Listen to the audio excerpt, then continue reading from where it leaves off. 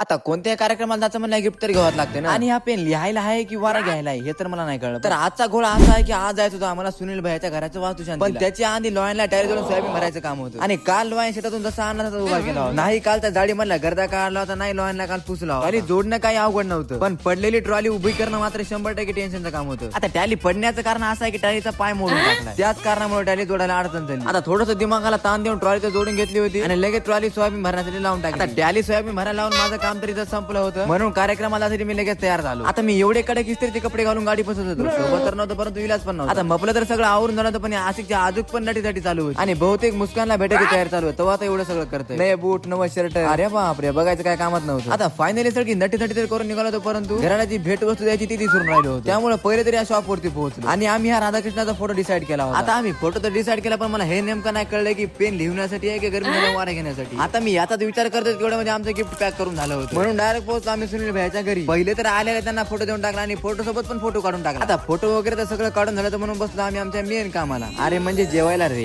ते तर आम्ही कुठलं सोडत नाही. बाकी आमचं जेवण वगैरे तर सगळं करून झालं, तर म्हणून डायरेक्ट निघाला होता गावाकडे. बाकी तुम्हाला आजचा व्लॉग कसा वाटला कमेंट करून नक्की सांगा. आवडल्यास लाईक शेअर फॉलो करून टाका, म्हणजे झालं. धन्यवाद.